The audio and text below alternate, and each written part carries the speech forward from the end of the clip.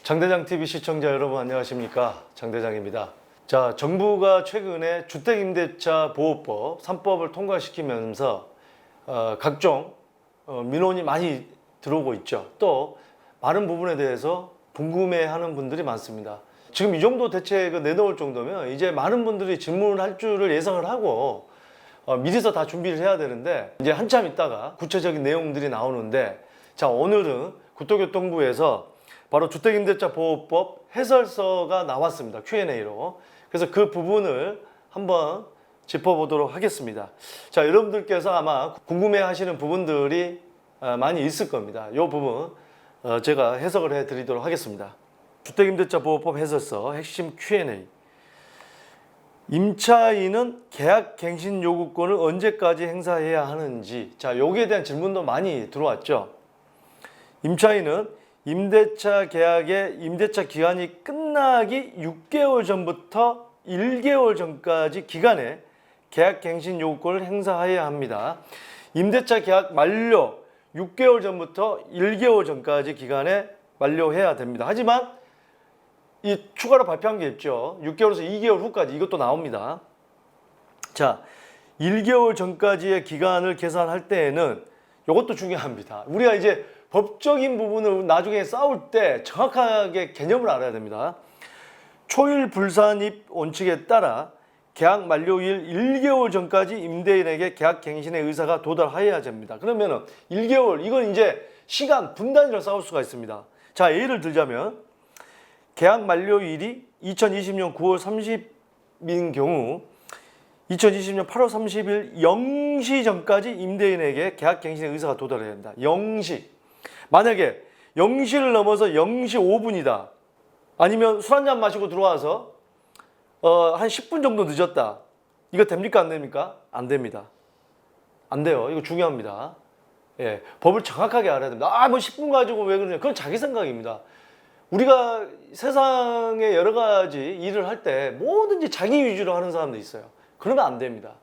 기준을 가져서 인정할 거 인정하고, 이 지금 인정할지 모르는 사회가 되기 때문에 지금 굉장히 이 정치 경제적으로 시끄러운 거예요. 우겨버리잖아요. 지금 우격 따짐. 예전에 개콘의 우격 따짐이 생각납니다. 우격 따짐. 내 개그는 빨래야. 좀 말려줘. 자, 다만 2020년 12월 10일 이후 최초로 체결되거나, 자, 날짜 중요합니다. 2020년 12월 10일 최초로 체결되거나 갱신된 임대차 계약은 임대차 기간이 끝나기 6개월 전부터 2개월, 여기서 1개월에서 2개월로 바뀝니다. 이거는 발표를 했죠. 6월 9일 날. 2개월 전까지의 기간에 계약 갱신 요구권을 행사해야 함을 주의해야 합니다. 2020년 12월 10일 이후 최초 체결하거나 갱신된 임대차 계약은 1개월 전이 아니라 2개월 전까지. 이거 다릅니다. 자, 계약 갱신 요구권 행사 기간 관련 개정사항은 1개월 전에서 2개월 전으로 6월 9일 날 그때 개정을 발표를 했습니다. 그래서 2020년 12월 10일 이후 최초로 체결하거나 갱신된 계약부터 적용. 자, 예를 들어서 2020년 12월 20일 날 체결된 계약 또는 같은 날 묵시적 갱신이 된 계약은 위 계약의 기간 만료 6개월 전부터 2개월 전까지 기간에 행사해야 합니다. 자, 이 날짜 꼭 알아두시기 바랍니다. 개정법 시행 당시 계약 만료일까지 1개월이 안 남은 경우 계약 갱신 요건을 행사할 수 있는지, 행사할 수 없습니다. 모든 법이라는 게 정확한 수치가 있는 거죠. 날짜가 있고. 안 되고, 계약 갱신 요구권의 행사 기간은 임대차 기간이 끝나기 6개월 전부터 1개월 전까지이므로 법 시행일인 2020년 7월 31일부터 2020년 8월 30일 사이에 계약 기간이 종료된 임차인들은 계약갱신 요구권을 행사할 수 없습니다. 계약갱신 요구권의 행사의 효과는 무엇인가? 계약갱신 요구권을 행사하면 전 임대차와 동일한 조건으로 다시 계약된 것으로 보고, 갱신되는 임대차 기간은 2년으로 보장된다. 다만 차임과 보증금은 종전금액의 5% 범위 내에서 증감할 수 있다. 계약갱신 요구권을 행사하면 전 임대차와 동일한 조건으로 다시 계약된 것을 보고, 갱신된 임대차 기간은 2년으로 보장한다. 다만 차임과 보증금은 5%. 이거는 이미 발표를 했죠. 5% 범위 내에서 증감할 수 있다. 자, 묵시적 갱신도 갱신 요구권 행사를 보는지. 묵시적 갱신. 서로 묵시적으로 얘기 없이 그냥 갱신이 됐어요. 계약이 묵시적으로 갱신된 경우에는 갱신 요구권 행사를 보지 않습니다. 자, 이 부분이 중요합니다. 잘 보세요. 묵시적 갱신은 갱신이 된 거지만 갱신 요구권 행사를 보지 않는다는 거예요. 계약 갱신 요구권 행사는 해당 권리를 행사한다는 명확한 의사 표시를 한 경우에 인정된다. 자, 묵시적 갱신은 안 되고 내가 계약 갱신을 요구한다. 지금 뭐 계속 살아왔는데 더 갱신하고 싶다. 표시를 해야 됩니다. 묵시적 갱신은 임대인과 임차인의 기존 계약을 종료하거나 조건을 변경한다는 등의 통지를 하지 않은 경우 기존의 임대차와 동일한 조건으로 다시 임대차가 이루어진 것으로 보는 제도입니다. 갱신 요구권 행사로 보지 않는다는 건 뭐냐면 지금 살아왔던 분은 한 번, 그러니까 2+2가 새로 계약하시는 분들은 2+2까지 가능하잖아요. 2년 살고 2년 더 4년까지 가능하지만 지금 살고 계시는 분은 한 번 요구를 할 수 있는데 이걸 묵시적으로 갔다. 그러면 이거는 갱신 요구권 행사가 아닌 거예요. 그러면 이 묵시적 갱신 후에 한 번 더 행사를 할 수 있는 거예요. 그러니까 집주인 입장에서는 정확한 의사 표시를 집주인이 해야 되는 거고 임차인 입장에서는 묵시적 갱신이 그냥 가면은 임차인 입장에서 유리하겠네요. 왜? 임차인은 언제든지 나가더라도 중개 수수료를 임대인이 내기 때문에.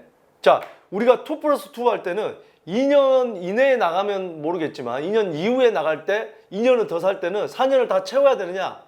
얼마든지 임차인이 중간에 나갈 수 있다고 했어요. 대신에 3개월까지는 살아줘야 돼요. 통보한 뒤로부터 3개월까지는. 그리고 나가면은 예전에는 계약 기간 동안에 나가면 보통 임차인이 중개 수수료를 내죠. 공인중개사가 낼 때. 새로운 임차인을 들여야 이제 나가는 거잖아요. 근데 지금은 임대인이 내게 되어 있기 때문에 이거는 묵시적 계약 갱신을 들어간다 그러면 임차인에게 유리하다. 그래서 집주인 입장에서는 손해를 보지 않으려면 정확하게 계약 갱신 할 거냐 말 거냐에 대한 표시를 해야 됩니다. 자, 이 표시도 어떻게 하는지 계속해서 나옵니다. 계약이 묵시적으로 갱신된 경우에도 향후 계약 갱신 요구권을 행사할 수 있는지. 자, 이 부분이죠. 조금 전에 얘기했던 부분이. 가능하다는 겁니다. 묵시적으로 하면은 한 번 더 또 할 수 있어요. 묵시적 갱신은 계약 갱신 요구권 행사에 따른 계약 갱신과 구별되기 때문입니다. 계약이 묵시적으로 갱신되었다면 그 갱신된 계약의 기간이 끝내기 6개월 전부터 2개월 전까지는 기간의 계약 갱신 요구권을 행사할 수 있습니다.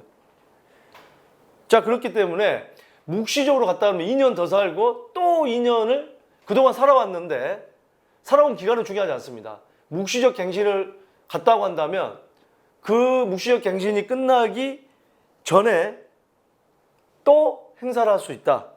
자, 계약갱신 요구권 행사 기간 관련 개정사항은 1개월 전에서 2개월 전으로 이제 바뀐다고 그랬죠. 2020년 6월 9일 개정에 2020년 12월 10일 이후 최초로 체결하거나 갱신된 계약부터는 6개월에서 2개월로 이제 만료 전에 통보가 돼야 된다. 이 내용을 꼭 염두에 두시기 바랍니다.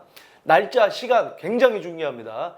임대인이거나 임차인분들은 항상 메모지에 카톡이든 어디 메모지에 저장을 해 놓으시고 이걸 항상 염두에, 달력에다 염두에 두시기 바랍니다. 달력에다 아예 그걸 날짜를 박으세요. 자, 이미 4년 이상을 거주한 임차인도 계약갱신 요구권을 행사할 수 있는지, 4년 이상을 이미 거주한 경우에도 계약갱신 요구권을 행사할 수 있습니다. 기존에 살았던 기간은 중요하지 않다. 계약갱신은 얼마 할 수 있다. 개정 법률은 최대 4년의 주거를 보장하는 내용이 아니고 무조건 4년을 보장하는 게 아니에요. 그동안 살아왔던 분은 6년 살았든 8년 살았든 한 번 더 계약 갱신을 할 수 있습니다. 근데 그게 묵시적 갱신으로 갔을 때는 2년 살고 또 한 번 요구를 할 수 있죠. 그러니까 4년을 더 살 수 있습니다. 묵시적으로 갔을 때는. 자, 개정 법률은 최대 4년의 주거를 보장하는 내용이 아니고 이대에 한하여 기존의 계약을 2년 연장할 수 있도록 갱신 요구권을 부여하는 것이므로 연장 계약, 묵시적 갱신 등의 사유로 이미 4년 이상 거주한 경우라도 현재의 임대차 계약 만료의 6개월 전부터 1개월 전까지 갱신을 요구할 수 있다. 계약 갱신 요구권 행사에 별도의 방식이 존재하는지, 계약 갱신 요구할 때 별도의 방식이 필요하냐? 이메일로 보내야 되냐? 문자로 보내야 되냐? 만나서 같이 인증을 해야 되냐? 동영상을 찍어야 되냐? CCTV 있는 데서 해야 되냐? 계약갱신 요구권 행사 방식에는 특별한 제한이 없습니다. 특별한 제한이 없습니다.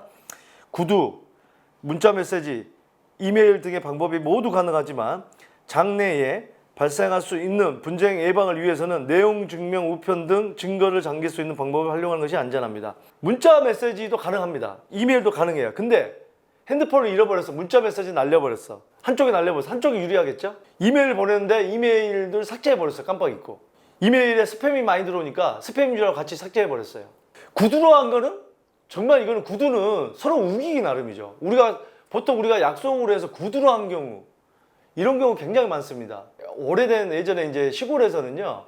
저한테 그런 상담이 간혹 들어옵니다. 20년 전에 약주 한 잔씩 하시고 시골에서 논을 갖다가 팝니다. 그리고 나중에 돈을 주기로 해요. 근데 계약서가 없어요. 근데 그거 어떻게 합니까? 땅은 그런 경우가 있어요. 20년 동안 실질적으로 점유를 했냐 안 했냐에 따라서 그게 소유권 이전이 뭐 되냐 안 되냐 뭐 그런 부분도 있긴 하지만 어쨌든 간에 가장 확실한 거는 내용 증명을 보내는 거고요. 내용 증명을 보내면 세부로 작성을 하죠. 하나는 보내고 하나는 본인이 보관하고 하나는 우체국에 보관하는 거죠.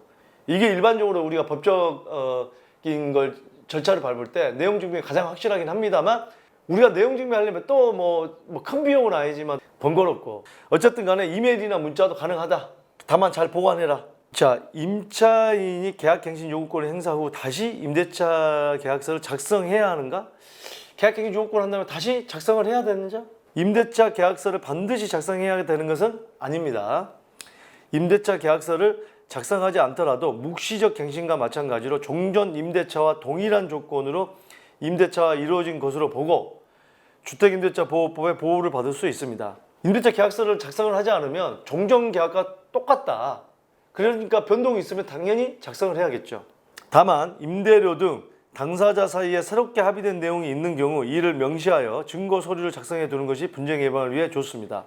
여러분들 이게 서류는요. 꼭 임대차 계약서 요즘에 인터넷 보면 그거 나옵니다. 일반 서류. 하지만 꼭 그 서류에 해야 되는 건 아니에요. 당사자 간의 합의이기 때문에 그냥 A4에다가 서로 작성을 해가지고 동의만 하면 돼요. 지정을 찍든 뭐 도장을 찍든 사인을 하든.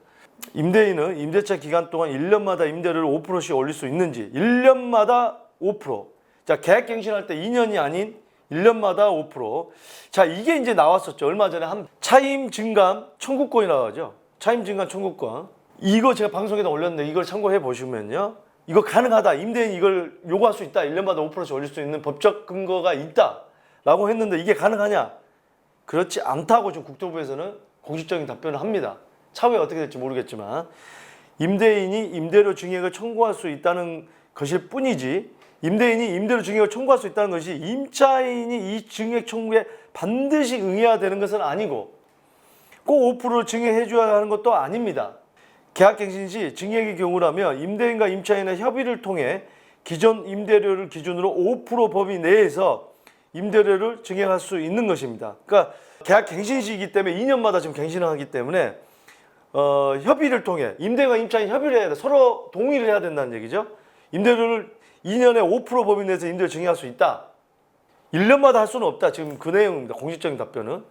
계약 기간 중에 임대료 증액은 현재의 임대료가 임차 주택에 대한 조세, 세금이라든지 공과금, 그 밖에 부담 증감이나 경제 사정의 변동으로 인하여 적절하지 아니하게 된 때에는 장래를 향하여 증액을 청구할 수 있다는 것일 뿐 무조건 5%를 증액할 수 있다는 것은 아닙니다. 증액을 청구하는 측에서 위와 같은 사유를 증명해야 할 것입니다. 자, 그러면 임대인이 증액을 청구하겠죠. 임대인이 그러면은 조세 공과금이 이렇게 많이 늘었다. 사유를 증명합니다. 증명하면 올려줍니까? 또 합의를 해야 된다고 그러잖아요. 그러니까 이게 참 문구가 뭔가 좀 명확한 어떤 법적인 그런 부분이 나왔으면 좋겠어요. 이게 애매하게 얘기를 합니다. 자, 임대 계약은 연장하면서 임대료 인상을 거절당한 집주인에게는 선택지가 많지 않다고 합니다. 우선은 이제 대한법률구조공단 산하 주택임대차 분쟁조정위원회에서 조정을 신청할 수 있다고 하는데 세입자가 분쟁조정위 조정 절차를 또 거부하거나 일주일 내에 아무런 의사를 통지하지 않으면 임대인의 신청은 또 자동 각하된다고 합니다. 그러면 이런 주택임대차 분쟁조정위원회가 또 무슨 필요가 있는지 또 모르겠습니다. 결국에는 분쟁조정위 외에는 세입자와 민사소송을 진행하는 것뿐이라고 합니다.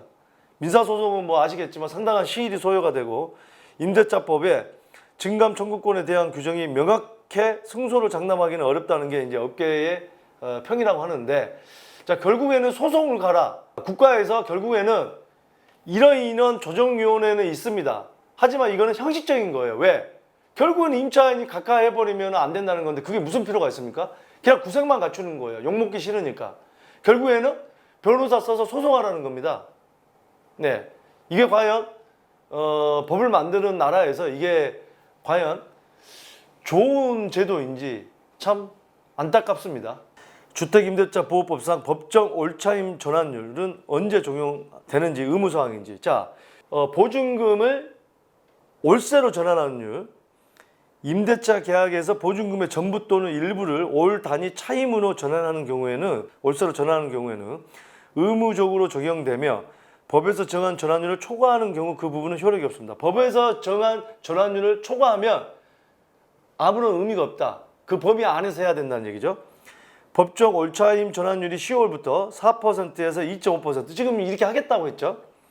개정된다고 하는데 현재 존속 중인 계약에도 소급 적용되는지, 현재 계약 중인 것도 소급 적용되는지, 개정되는 시행령 시행 당시 종속 중인 임대차에 대해서도 적용하되 시행 후 최초로 보증금의 전부 또는 일부를 올 단위 차임으로 전환하는 경우부터 적용합니다. 자, 무슨 얘기냐?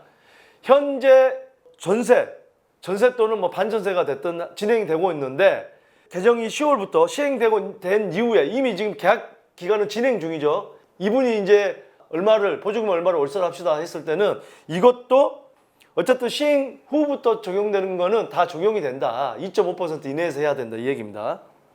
법정 올차임 전환율 적용 방법은 보증부 월세에서 보증금을 높이려면 어떻게 해야 하는지. 법정 올차임 전환율은 임차인 보호를 위해 보증금의 전부 또는 일부를 올 단위 차임으로 전환하는 경우에만 적용되고, 올 단위 차임을 보증금으로 전환되는 경우는 적용되지 않는다. 자, 4%에서 2.5% 가는 거는 전세에서 월세로 가는 게 가능하지, 월세에서 전세가 다시 또 2.5% 계산을 그렇게 해야 되느냐? 그건 적용되지 않는다. 그거는 제가 얼마 전에 방송에서 말씀을 드렸죠. 그거는 올 단위 차임을 보증금으로 전환하는 경우에는, 그러니까 월세를 전세 보증금으로 전환하는 경우에는 한국감정원에서 발표하는 지역별, 규모별 전월세 전환율, 주변 시세 등을 참고하여 임대인과 임차인 간의 협의하에 보증금 전환 비율을 결정할 수 있다. 자, 무슨 얘기냐? 제가 방송에서 말씀드렸지만 전국에 5.9%예요. 월세에서 전세로 갈 때, 전세. 서울은 5%라고 그랬어요. 그러면 5% 되냐? 안 되는 거예요. 협의하에, 임대인과 임차인의 협의하에, 임차인이 동의하지 않으면 안 돼요. 그럼 이게 무슨 의미가 있습니까? 참 이건 말장난입니다. 참 법을 갖다 왜 이렇게 복잡하게 말장난을 해놓은지 모르겠어요. 이거 할 때는 이렇게 된다. 전세에서 월세 할 때는 몇 프로, 월세에서 전세 할 때 몇 프로 딱 해놓으면 되지. 이렇게 복잡하게 해놓으니까 사람들이 헷갈리는 거 아닙니까? 법을 왜 이렇게 자꾸 복잡하게 만드는지 전 이해를 못 하겠어요. 자, 하여튼 뭐 이런 부분에 대해서 여러분들 고민이 많이 되시는 분들은 서울의 성동구, 강남구, 경기도의 의정부, 성남시 총 4곳에 방문 상담소를 개소를 하고 8월 24일부터 방문 접수를 받는다고 합니다. 하여튼 이거는 인터넷에 한번 검색을 해보시고요. 여기 뭐 전화번호도 있습니다. 고민이 많이 되시는 분들은 전화통화 해보시고 한번 상담소에 가셔가지고 한번 상담도 해보시는 것도 여러분들의 고민이나 궁금증을 해소할 수 있을 것 같습니다. 오늘 어쨌든 간에 국토교통부에서 공식적으로 주택임대차보호법 해설서 핵심 Q&A라고 내놨습니다. 그래서 여러분들께서 궁금하신 부분들이 어느 정도는 해소가 됐을 것입니다. 하지만 이것보다 더욱더 구체적인 게 또 뭐 조만간 또 내놓는다고 합니다. 참 이런 부분들을 법을 처음에 내놓을 때 좀 꼼꼼하게 해서 한 번에 내놓으면 이렇게 우왕좌왕 서로 분쟁하는 게 없을 텐데 말이죠. 참 안타까운 면입니다. 우리나라 참 이 부동산 법 언제쯤 성숙해질지 모르겠네요. 아무튼 간에 자, 여러분들 오늘 이 내용을 보시고 어떤 생각이 드시는지 여러분들 생각을 댓글로 남겨주시고요. 계속해서 여러분들의 많은 고민사항, 질문들이 오고 있습니다. 이런 고민들을 계속해서 해결해 드리려고 노력하고 있습니다. 다만 많은 분들의 고민을 하나하나 다 해결해 드리지 못한 점 좀 죄송하게 생각하지만 또 많은 분들이 응원을 해 주시고 계셔서 또 계속해서 힘이 나고 있습니다. 계속되는 고민 이메일과 문자 보내주시고요. 여러분들의 고민 해결해 드리기 위해서 최선을 다하도록 하겠습니다. 감사합니다.